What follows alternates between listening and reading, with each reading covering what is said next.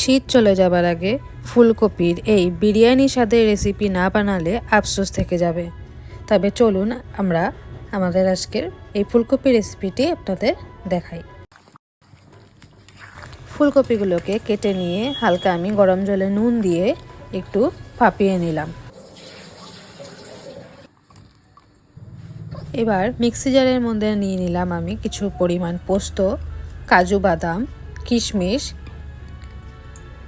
2-3টে কাঁচা লঙ্কা ও পরিমাণ মতো দুধ। আপনারা চাইলে দইও দিয়ে নিতে পারেন। এরপর এটাকে আমি ভালো করে পেস্ট করে নিলাম। এরপর কড়াইয়ে তেল দিয়ে গরম করে এর মধ্যে আমি দিয়ে নিলাম অল্প পরিমাণে ঘি।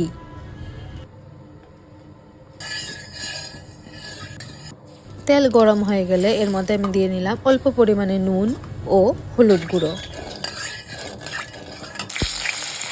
এরপর ভাপিয়ে রাখা ফুলকপিগুলো আমি তেলের মধ্যে দিয়ে হালকা ভেজে নেব।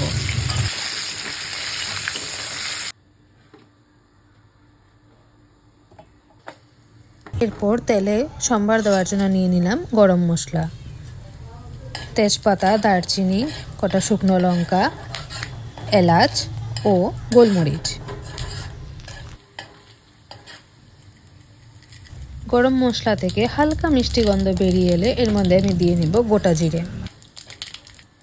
এরপর দিয়ে নেব কাজু বাদাম ও পোস্তর পেস্টটি। মশলা থেকে হালকা তেল ছেড়ে এলে এর মধ্যে আমি দিয়ে নেব ধনে গুঁড়ো, পরিমাণ মতো নুন ও কাশ্মীরি লঙ্কার গুঁড়ো। এরপর দিয়ে নিব কিছু পরিমাণে দুধ। টেস্টটা ব্যালেন্স করবার জন্য দিয়ে নিব হালকা পরিমাণে চিনি।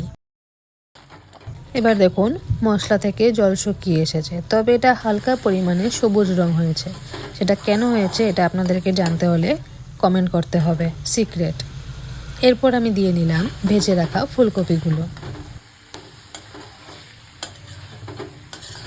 হালকা নেড়ে চেড়ে এর মধ্যে আমি দিয়ে নিলাম গরম জল। 5 থেকে 7 মিনিট এটা আমি ঢাকা দিয়ে তুলে নেব।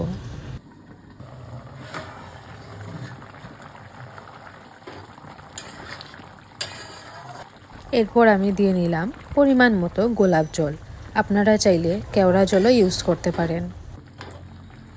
দেখুন আমাদের বিরিয়ানি স্বাদের ফুলকপির রেসিপি তৈরি হয়ে গেছে।